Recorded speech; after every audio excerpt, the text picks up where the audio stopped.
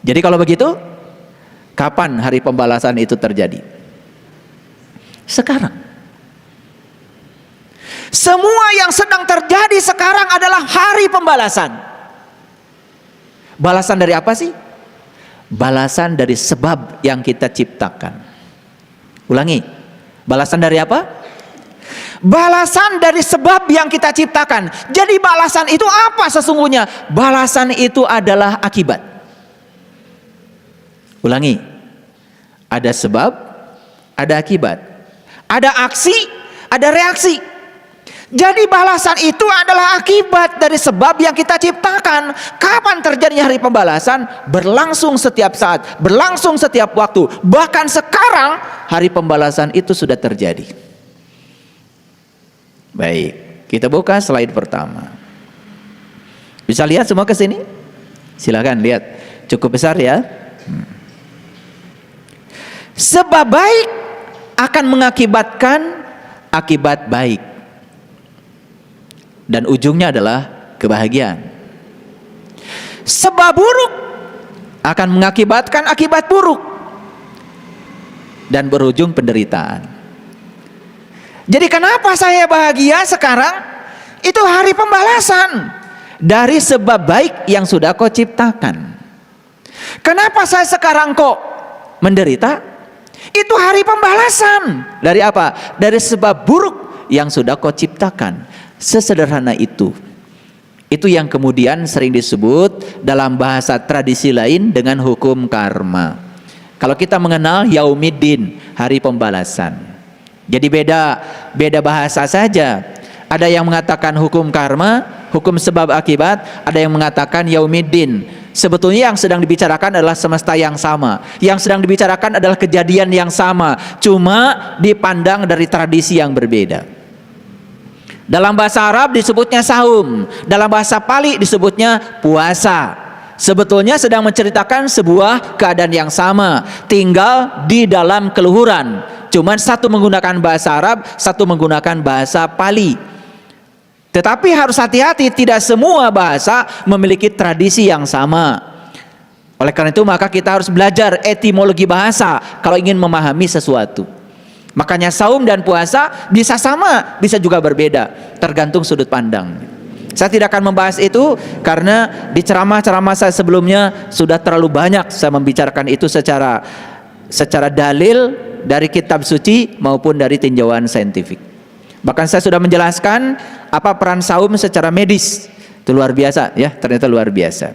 Baik ya, sebulan setelah kita saum jangan lupa pertahankan kebiasaan tubuh yang sudah diperoleh agar ya protein autophagisom yang diperoleh itu terus-menerus bisa diproduksi. Makanya setidak-tidaknya para sahabat nanti melaksanakan saum seminggu 2 kali, Senin dan Kamis. Itu kan dianjurkan oleh Rasulullah. Karena akan saya buktikan hari ini bahwa makanan itu adalah pengurang kesadaran. Makanya ada kata-kata bijak dalam sebuah kitab suci yang mengatakan seperti ini. Manusia yang terus mengangan-angani, memikirkan tentang kesenangan hidup, maka berikutnya dia akan memiliki panca indera yang tak terkendali. Ketika dia sudah tidak bisa mengendalikan panca inderanya, yang paling berbahaya bagi dirinya adalah dia akan melampaui batas dalam makanan. Dan orang-orang yang melampaui batas dalam makan, selalu makan yang enak, tubuhnya menjadi kuburan. Penyakit mulai banyak datang. Kolesterol, diabetes, darah tinggi, macam-macam penyakit mulai datang. Kinerja tubuh sudah tidak fungsional lagi. Kalau kinerja tubuh sudah tidak fungsional lagi, produktivitas menurun. Yang terjadi berikutnya adalah malas. Dan setelah malas, ikhtiar menjadi kurang semangat. Maka di akhir perjalanannya apa? Penderitaan.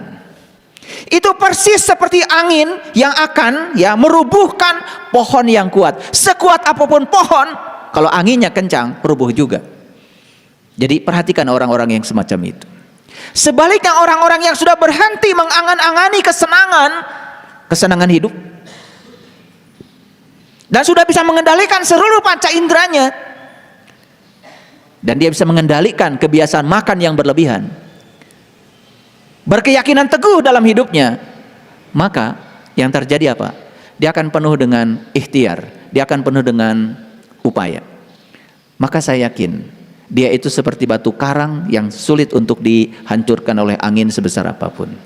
Angin sebesar apapun bisa meruntuhkan pohon yang kokoh, tetapi angin sebesar apapun tidak akan bisa meruntuhkan batu karang. Kita harus punya atap yang tebal. Kalau atap kita terbuat dari alang-alang dan jarang atapnya, begitu hujan turun pasti bocor. Tapi kalau kita punya atap dari alang-alang, tebal atapnya, sebesar apapun hujan turun gak bocor. Jadi kita ini sering bocor. Karena apa? Karena kita tidak memiliki pertahanan. Disinilah sebenarnya perannya agama. Makanya agama harus mengantarkan kita dalam dimensi spiritualitas, supaya kita punya ketangguhan. Nah, yang saya sampaikan tadi itu adalah ciri-ciri manusia tangguh tadi, bisa mengukur dirinya.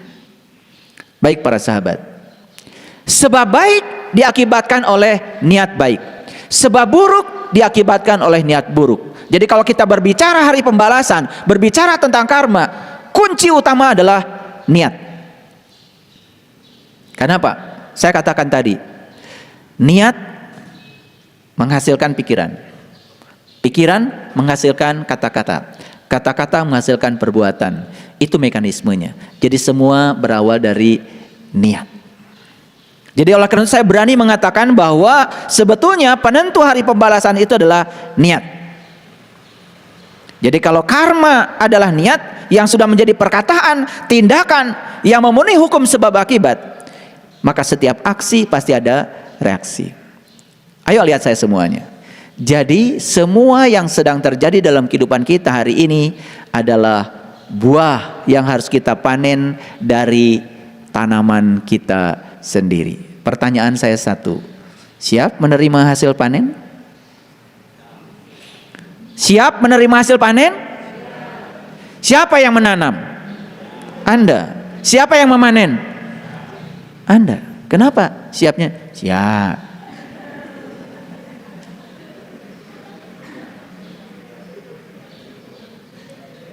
Siap. Kenapa tidak siap? Gitu. Karena kita sudah sadar sekarang, oh ternyata semua yang terjadi dalam kehidupan saya hari ini adalah buah yang harus dipertanggungjawabkan oleh saya, hasil tanaman saya sendiri. Belajar dong gentleman. Belajar menjadi penanggung jawab pada semua tindakan yang kita buat sendiri. Kita sering jadi pengecut, berani berbuat tetapi tidak berani bertanggung jawab. Nah loh, itulah sumber penderitaan kalian. Dan saya bilang sekali lagi, yang membuat manusia menderita bukan kenyataan hidup. Yang membuat manusia menderita adalah penolakan dia terhadap kenyataan hidup. Saya kasih tahu ya, sekali lagi, tidak ada kenyataan hidup yang membuat seseorang menderita. Karena semua penderitaan berasal dari penolakan dia terhadap kenyataan. Mungkin kita sakit, rasa sakit yang ada pada tubuh kita itu hukum alam, itu alamiah dan tidak bisa ditolak. Tapi menderita karena rasa sakit itu pilihan. Emang saya belum pernah sakit? Saya hidup sekarang dengan satu ginjal. Itu pelajaran yang sangat luar biasa untuk hidup saya. Dan saya harus kehilangan ginjal kanan saya. Sakit? Sakit itu alamiah. Ketika dioperasi, dikeluarkan, dirobek-robek perut kanan sebelah kanan ini, dan kemudian dijahit bagian dalam. Kata dokter ada puluhan, bahkan mungkin saja lebih dari puluhan pembuluh darah yang harus diikat kembali. Karena itu ginjal, bagian yang sangat penting untuk saluran darah. Kata dokter, saya harus istirahat 3 bulan. Saya istirahat 3 hari, alhamdulillah. Sampai di rumah kering. Saya yang cabut selang-selangnya semua, dan saya yang ngurusi semuanya sendiri. Karena nggak ada yang berani lihat luka dari sini menganga sampai sini. Seminggu setelah itu saya pergi ke Samarinda. Ada kajian di sana. Waktu itu Samarinda dari Balikpapan belum ada jalan tol seperti sekarang. Dan saya pergi dari sini ke Balikpapan, dari situ kemudian jalan 5 jam ke Samarinda. Sampai di sana saya tidak berkurang aktivitas saya, karena saya sudah tahu ilmunya. Sakit itu alamiah. Rasa sakit yang kita terima bisa kita jadikan sebagai penderitaan, bisa juga tidak. Saya cuma mendengar aja suara tubuh saya, dan saya berterima kasih tubuh saya masih bisa bicara lewat sakit, karena dengan itu saya mengerti bahasanya. Setelah itu rubah total cara hidup saya. Mohon maaf, saya sudah tidak tertarik lagi dengan makanan seenak apapun, sepanjang itu tidak saya butuhkan. Makanya saya sering berulang kali mengatakan, saya makan buah pagi-pagi dan itu gosok gigi dan saya saum. Saya baru makan siang, itu juga terbatas, hanya yang sesuai dengan golongan darah saya dan saya butuhkan. Yang tidak saya butuhkan gak saya makan. Enak itu cuma 10 menit di sini, bebannya terlalu berat, apalagi beban bagi lambung, beban bagi darah. Coba terlalu banyak makan karbohidrat, begitu tidak diproses, apa yang terjadi? Kadar gula darah naik, pankreas kita rusak, karena pankreas harus mengubah karbohidrat gula menjadi energi. Ketika tidak mampu diubahnya, tumpukan gula darah di dalam darah tidak bisa ditolak lagi. Akibatnya apa? Harus disuntikan insulin. Mahal bukan? Jadi aneh ya, kita takut menghadapi kematian, pengen umur panjang, tetapi kita tidak pernah mempanjangkan umur kita dengan ikhtiar kita. Aneh bukan? Karena apa? Karena di sini yang terpikir oleh pikiran adalah kesenangan, kesenangan, kesenangan. Makan enak, makan enak, makan enak, itu yang terpikir. Maka 75% orang yang level ini uangnya habis buat ngurusi tubuh dari leher ke bawah. Mungkin 25% pun tidak ada buat dari sini ke atas. Beli buku yang bisa mengembangkan pengembangan diri, beli buku yang bisa menginspirasi agar hidup menjadi lebih berkualitas, mungkin jarang. Coba tanya, saya tanya, sebulan sekali aja mungkin kita nggak pernah beli buku itu, gitu? Nggak apa-apa, ya sekarang banyak yang gratis di YouTube. Ceramah saya udah saya belas gratis. Dan kalau para sahabat mendengarkan kajian-kajian saya, kemudian membaca buku yang terbaru sekalipun tentang pengembangan diri, itu sudah masuk di situ. Itu artinya apa? Artinya saya sudah merespon semua buku itu. Ada buku apa yang terbaru? Pasti saya tahu. Dan saya belanja buku itu. Tetapi buku itu tidak saya baca, sekedar dibaca. Saya praktekkan dulu. Kalau sudah jadi pengalaman, saya ceramahkan. Kalau belum jadi pengalaman, itu namanya katanya. Sebagus apapun kata buku, kalau itu belum jadi pengalaman, itu masih kata orang. Dan saya tidak pernah menceramahkan apa kata orang. Yang sudah saya sampaikan adalah yang sudah saya riset menjadi pengalaman pribadi saya. Itulah untungnya para sahabat. Modalnya kan dikit kan? Cuma telinga toh? Iya. Ya kuota lah. Pakai modal kuota sedikit. Tetapi effortnya kan tidak lebih besar daripada saya. Jadi hukum aksi reaksi itulah yang disebut dengan hukum pembalasan. Ini saya sedang meluruskan pemahaman, karena begitu cerita hari pembalasan, seakan-akan pembalasan itu diakumulasi, nanti katanya kemudian kita dibakar oleh api yang menyala-nyala dalam neraka, begitu? Tidak. Karena pembalasan itu harus setimpal. Kalau Anda mencubit di dunia kepada orang, Anda harus dicubit orang di dunia, biar sakitnya sama. Ngerti?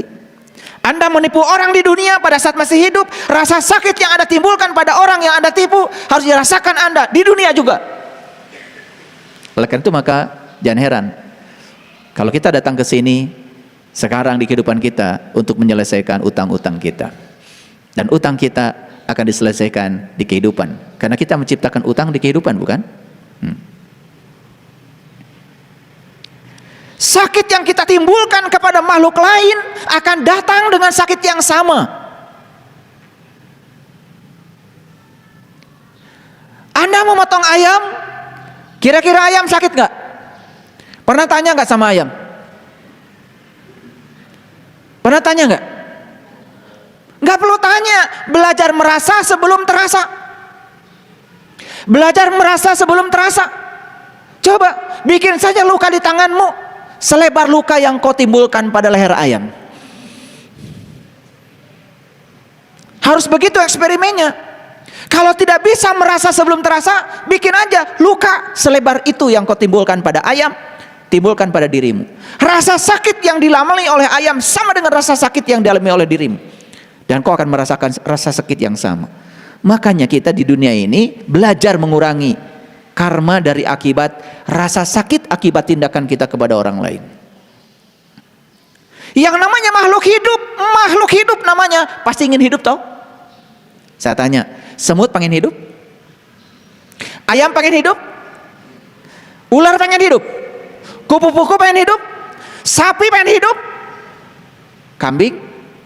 Semua makhluk hidup pengen hidup. Belajar merasa sebelum terasa. Anda juga makhluk hidup. Bukankah Anda pun pengen hidup? Kenapa Anda pengen hidup tapi Anda membunuh orang lain, makhluk lain yang sama-sama pengen hidup? Kan tidak adil. Merasa diri sebagai penguasa semesta lalu melakukan tindakan yang tidak adil. Itu sebabnya kurangi menyakiti makhluk lain. Kalaupun harus terpaksa memotong ayam, doakan ayam. Semoga saja ruh yang keluar dari tubuh ayam itu dikasih tubuh yang baru. Dan kita menimbulkan rasa sakit itu bukan hanya pada yang rendah. Terhadap manusia pun terkadang kita tidak bisa merasa sebelum terasa. Di mana ulas asih kita? Baik, kalau gitu lihat semuanya di layar monitor ini. Apa sesungguhnya karma itu? Karma adalah suatu bentuk tanggung jawab atas kehidupan seseorang yang harus kalian selesaikan. Harus diselesaikan. Kalau nggak selesai, kita akan terjebak oleh hidup mati secara berulang terus menerus.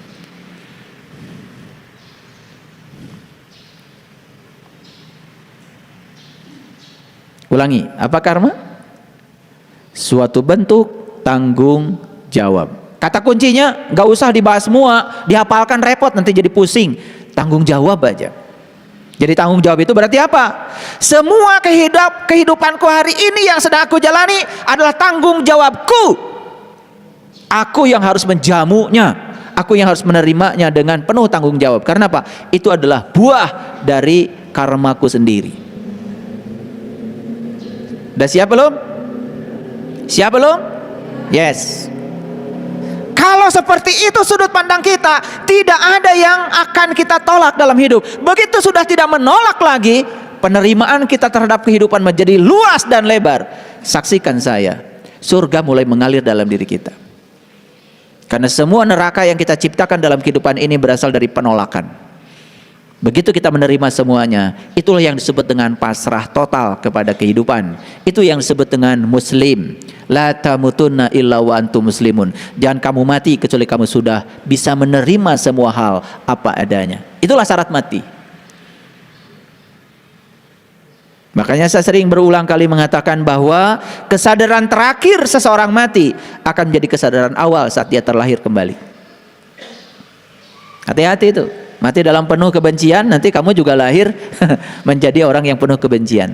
Kan jangan heran lihat anak-anak kecil, ya, lahir ke dunia dari kecil aja sudah penuh dengan kebencian. Ada tuh anak dari kecil aja sudah membenci, betul nggak?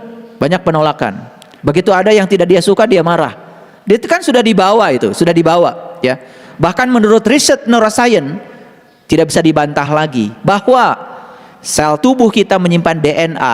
Dalam satu DNA tubuh kita terdapat 3 miliar data yang harus kita selesaikan. Dalam satu DNA saja. Kita punya 100 triliun sel, berarti kita punya 100 triliun DNA. Satu DNA 3 miliar, sekarang 3 miliar kalikan 100 triliun. Berapa banyak data yang harus kita selesaikan dalam kehidupan ini? Nah loh. Tetapi kan tadi sebab yang kita timbulkan tidak selamanya buruk toh. Ada sebab baik juga, maka ada akibat baik. Ada sebab buruk, ada akibat buruk. Karena karma itu tidak sekedar baik, tidak sekedar buruk, tapi dua-duanya. Ada baik dan buruk. Tugas kita adalah tanggung jawab terhadap semuanya. Begitu ada orang baik datang kepada kita, tentu saja kita senang. Begitu ada orang buruk datang kepada kita dengan penuh tanggung jawab, kita ambil saja pengalamannya, kita ambil saja pembelajarannya. Kan keren. Keren apa tidak? Iya. Nah, inilah pentingnya belajar kesadaran supaya keren. Baik, sekarang kita mulai membaca ayat. Silakan ya, lihat Quran surat Yunus ini, surat 10 ayat yang keempat. Ini ayat menjelaskan tentang pertanyaan, di mana hari pembalasan itu? Kan tadi, di mana hari pembalasan itu? Sudah dijawab kan? Di sini, saat ini, sekarang. Semua reaksi yang sedang kita dapat itu akibat aksi yang kita buat. Semua akibat yang kita dapat akibat dari sebab yang kita timbulkan. Dan kita sekarang sudah merasakannya kan? Bagus nggak kalau dicicil dari sekarang pembalasan ini? Bagus nggak? Bagus banget, itu cinta kasih Allah. Daripada ditumpuk nanti, ya repot bayarnya. Dan selama ini kita membayangkan hari pembalasan itu adalah siksaan yang akan datang kepada kita. Dan siksaan itu sesuatu yang berbeda dengan sebab yang kita timbulkan. Lihat saya semuanya, nyubit, dan tentu saja akan dicubit. Ngomong kasar, tentu saja kita akan diomongin kasar. Ngambil duit negara, ya nanti juga akan diambil oleh semesta dengan cara yang sama. Jadi saya heran aja ya, ada orang yang berani mengambil duit yang punya orang lain gitu. Heran aja, dia lupa bahwa sebetulnya ketika dia mengambil akan diambil. Jadi buat apa? Kalau orang yang berkesadaran nggak akan melakukan itu. Makanya saya sering mengatakan, kasihan ya, itu para koruptor itu kan sebenarnya orang yang kekurangan. Karena kalau dia berkecukupan tidak akan mungkin mencuri. Betul nggak? Ya, beruntung untuk kalian yang setiap hari merasa berkecukupan. Karena rasa berkecukupan itulah kekayaan kita yang sebenarnya. Orang punya kekayaan sebanyak apapun, kalau tidak merasa berkecukupan, yang akan muncul pada dirinya ketamakan. Dan ketamakan sudah saya jelaskan, itu adalah pilar utama seseorang untuk terjebak dalam ketidakabadian. Ada 3 pilar orang terjebak dalam ketidakabadian. 1, ketamakan, ya itu 1 ketamakan, itu perhatikan itu. Yang kedua apa? Yang kedua adalah kekeliruan, dan yang ketiga adalah kebencian. Itu 3 pilar itu, 3 pilar. 3 pilar yang menyebabkan manusia terjebak di alam ketidakabadian. Terjebak dalam konsep siklus hidup mati. 3 itu. 1 ketamakan, 2 kebencian, 3 kekeliruan. Keliru berpikir, keliru berbicara, keliru bertindak. Hati-hati itu. Ini saya sudah bicara konsep kehidupan tingkat tinggi. Ini hanya untuk orang-orang yang sudah dewasa. Yang belum dewasa, jangan dengerin dulu kajian saya. Tutup aja telinganya. Ini kajian untuk orang-orang yang sudah dewasa. Baik, kita lihat ayat ini. Silakan baca ayat ini pelan-pelan dalam hati. Sambil saya akan bacakan juga supaya semua orang bisa dengar ayat ini. Hanya kepada Allah lah kamu semua akan dikembalikan. Yes? Tetapi sebelum dikembalikan kepada Allah, ada proses dulu. Dulu kita asalnya suci, masa balik dalam keadaan kotor dong? Kita asalnya suci, tentu saja balik ke sana dalam keadaan suci. Supaya kembali dalam keadaan suci, kotoran kita harus dilepaskan, kemelekatan kita harus dilepaskan. Ada proses dong sebelum kita dikembalikan. Enak aja. Awas, memahami ayat ini jangan sembarangan. Hanya kepada Allah lah kamu semua akan dikembalikan. Yes, semua akhirnya akan dikembalikan kepada Allah. Tapi proses kembalinya setiap orang berbeda-beda. Yang masih suka menolak kenyataan, ya baliknya ke sana paling belakangan. Tapi yang siap menerima semua kenyataan sepahit apapun, duluan tuh. Secepat kilat kembalinya ke sana. Karena apa? Dia bertanggung jawab. Yang menolak itu kan sebetulnya pengecut, yang tidak bertanggung jawab terhadap semua sebab yang dia ciptakan. Begitu akibatnya datang, dia tidak bertanggung jawab. Itu pengecut. Dan pengecut di semesta ini jumlahnya banyak. Nggak usah pakai persen ya, banyak. Atau pakai U deh, banyak.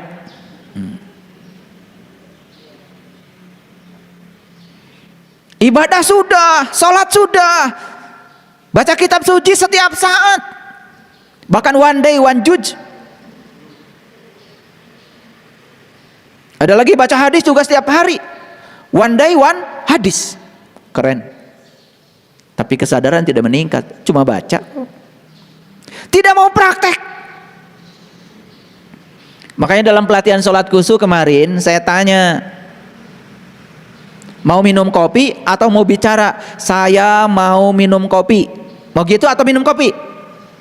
Minum kopi katanya. Yes. Berarti kalau mau minum kopi berhenti ngomong saya mau minum kopi. Ini wajah tu wajah lilladzi fataras samawati wal ardh. Aku hadapkan wajah batinku kepada zat yang telah menciptakan langit dan bumi. Itu ngomong.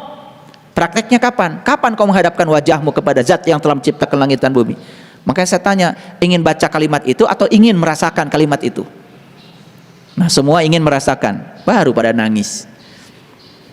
Begitu saya suruh, udah jangan ngomong kalimat itu, rasakan aja kalimat itu, baru pada nangis. Karena selama ini kita cuman, saya mau minum kopi, tapi rasanya sudah minum kopi, padahal baru mau.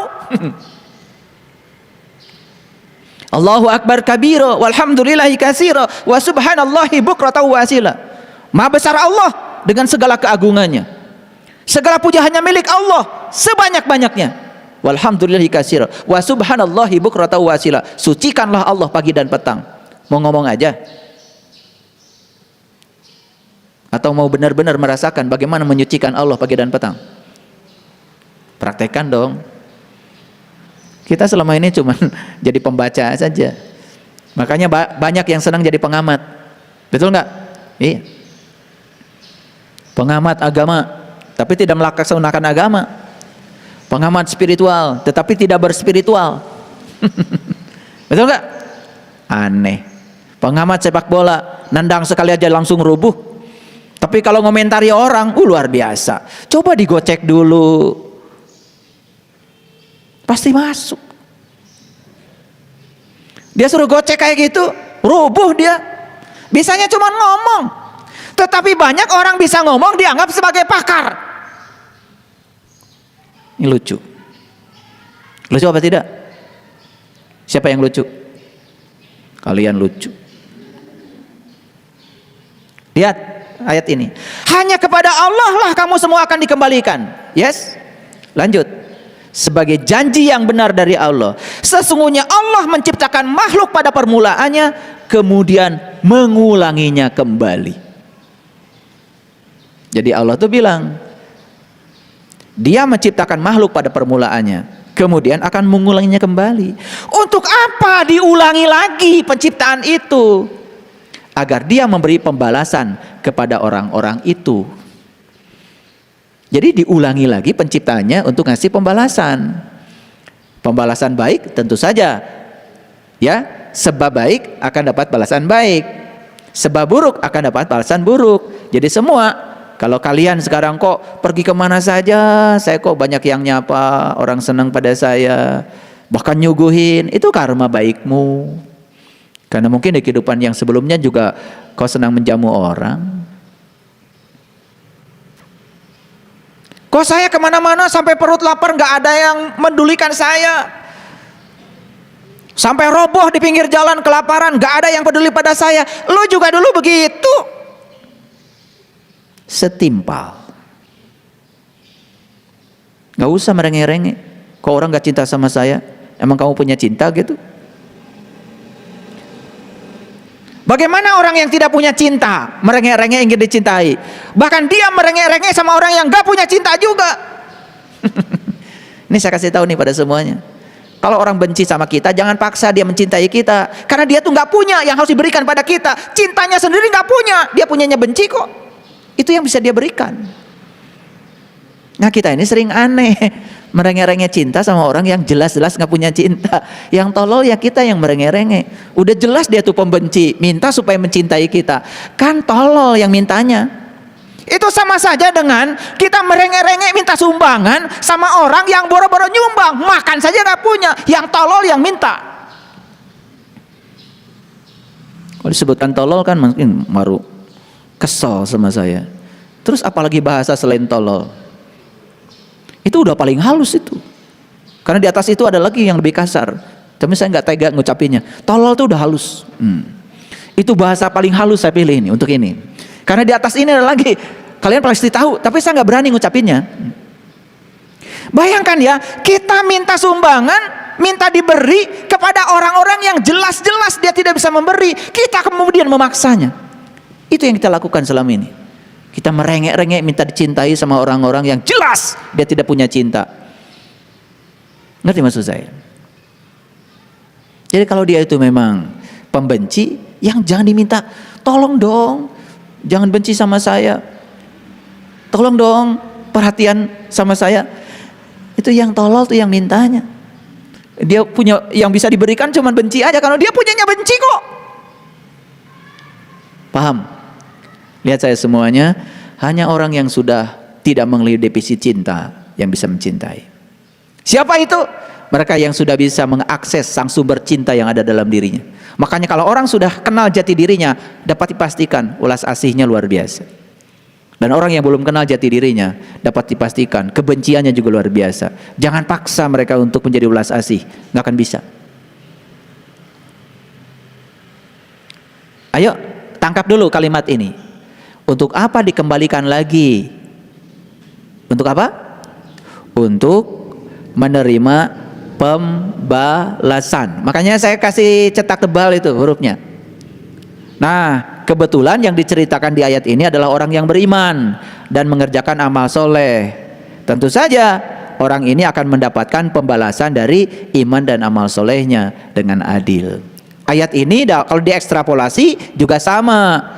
Orang yang selalu menjalankan amal salah juga akan mendapatkan akibatnya, kan begitu. Makanya dia dikembalikan ke sini untuk menerima pembalasan. Kenapa? Karena sebab yang dia ciptakan kan di kehidupan, otomatis akibat yang harus dia terima jelas dong di kehidupan.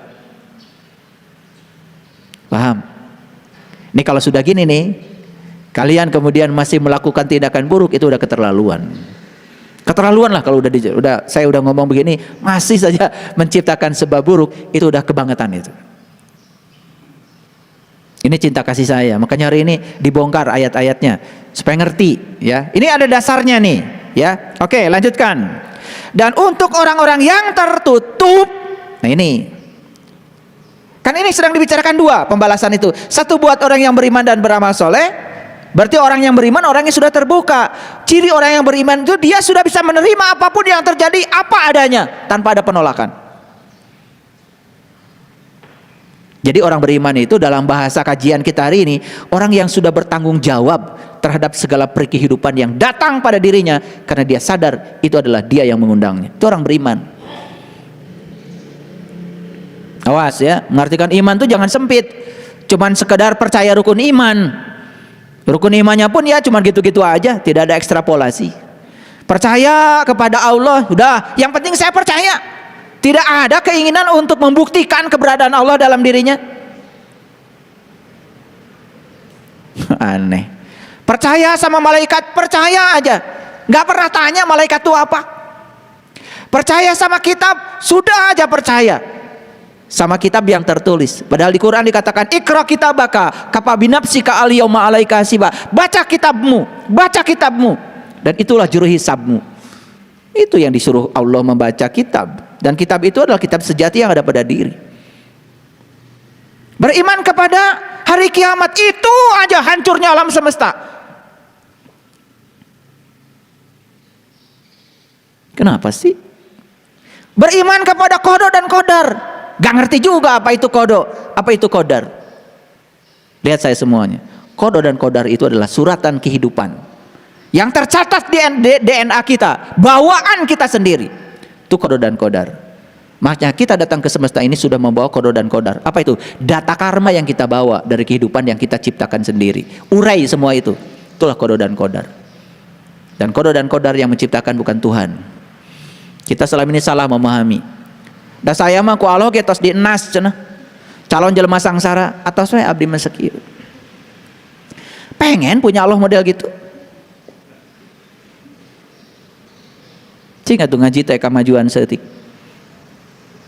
Saya dari kecil ya, ketika bapak saya aja bilang begitu. Pokoknya nasib kamu sudah ditentukan oleh Allah. Terpercaya abdi mah Pak. Eta mah Allah Bapak.